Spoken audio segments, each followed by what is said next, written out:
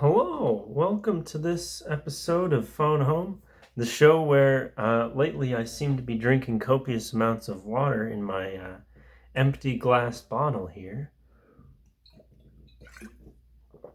So there you go. I mean, that's, two out of three of these most recent videos. That's pretty special.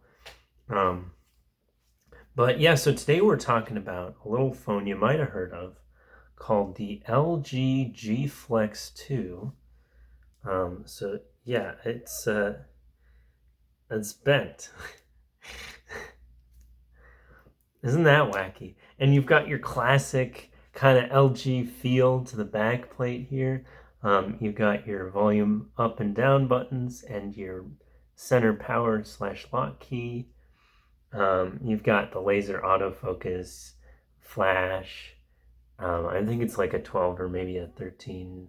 It's like it's got like a decent, camera for when it came out. Which was some time ago. I think right around the same time like the G3 and the G4 came out, and you can kind of tell because this is basically the G3, G4 kind of back design. They just kind of ported it right over. You got a single rear speaker here. You've got the front of the phone. You've got what they call a notification LED on here. So that's kind of neat. It could like flash different colors to let you know that a different person is messaging you or something like that.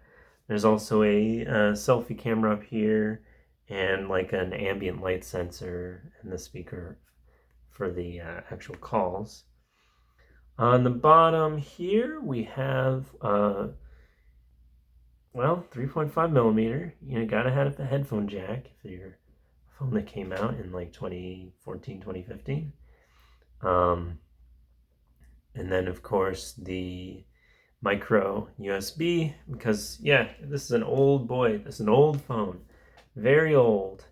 But, yeah, the G Flex 2, it's just a really solid thing. It feels good in the hand. Like it's plastic, right? But it feels, it's like good plastic. It really angles against your face really well. I mean, a look at that, like that looks pretty good, doesn't it? I've never made any phone calls with this thing because it's like the GSM version, and I found out that AT&T stopped supporting old devices on their network. Like basically, unless it's on a very specific list, like a whitelist of accepted old devices, you just can't use it. So that kind of stinks. Wish I had looked into that beforehand. But I don't mind because it's like a fun little device. Um, another old feature it has is there's a little gap in the corner here. You can just rip that back plate right off and look at the innards. How about that? You don't get to do that anymore. So you've got, so like it's not completely open. I mean, it looks like this battery is screwed on. I think it probably had to be some kind of special battery because like the phone bent or whatever. But yeah, I mean, basically you just take out some screws and I suppose the whole rest of this backplate. You could probably still remove the battery. Kind of interesting for a plastic phone to have that actually, for you to not be able to just take it off. That's interesting. So micro SD card slot here as well as the SIM underneath, kind of your classic setup. There's not really a whole ton to look into. I mean, it's cool that you could just like take them. If you had like one of those tiny screwdrivers, you could probably just disassemble the whole thing and probably replace some of the components if you needed to. I haven't needed to. So this backplate is kind of special. So the idea was that it had sort of a self-healing capability. So like minor scratches and stuff wouldn't really show up. And I mean, I don't know. it seems to have held up well enough to me anyway. Um, I think overall it just didn't work on like major scratches, so people would complain, oh, I still can't keep my keys and my phone in the same pocket. And it's like, well, you know, clothing designers gave you two pockets for a reason. Or,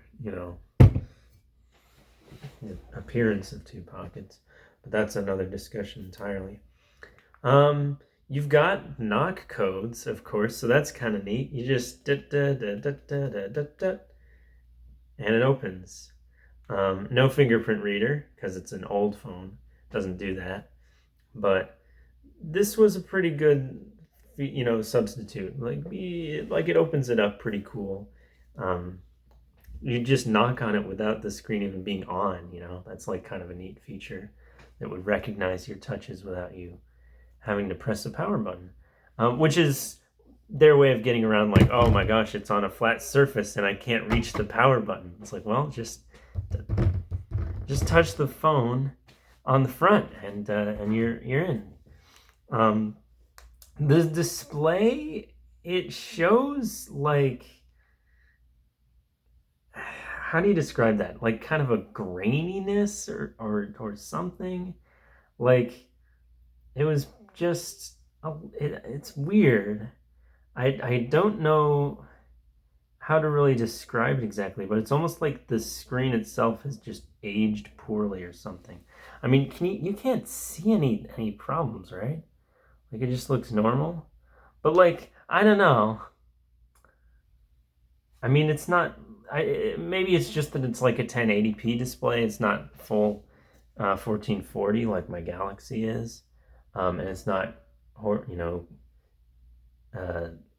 terribly small like the iPhone SE. So I just kind of notice that it's got pixels or something. But I don't know. It's just a little weird, and it doesn't appear in every context. Like on this lock screen, it just looks fine. It looks completely normal. So I don't know. Maybe it's an app thing. Maybe it's just an app thing. But I gotta say, I used this I used it as sort of a navigator, like an audio device. So I had my tunes on it, and if I hotspot it some Wi-Fi, it can still do like turn-by-turn navigation and directions, and it wasn't perfect. Like it kind of lost track sometimes, and it's clear to me that the GPS antennas have probably gotten somewhat better since they put this out. Um, but it still basically worked, and it runs hot. That's one thing you got to know about it. It's got like a Snapdragon 808 or an 810. Fudge, now I don't remember which one it is. It's got like an old, I think it was the 810. Let's see if it'll tell me hardware info. Well, that doesn't help me. What's the processor in the LG G Flex 2? I found this on the web. Okay, 810, yeah. Yeah, that's what I thought. So it's an 810, it's a Snapdragon 810, which means if you use it too long, it just kind of overheats because that's like what it does. And really, that's kind of the thing that a lot of people didn't like about this phone and phones of this generation is they would run hot, which was not always the best thing. Um, Now, it's old, okay? It's an old phone. So I don't really recommend that you go out and get one of these or even use one that you find in like a junk drawer or whatever. Unless I mean, like not as your main phone. You can use it definitely as like some kind of Android iPod kind of thing, with music stored on it or whatever. It's not really great for taking pictures, needless to say, but definitely a cool piece of phone history here with the curve.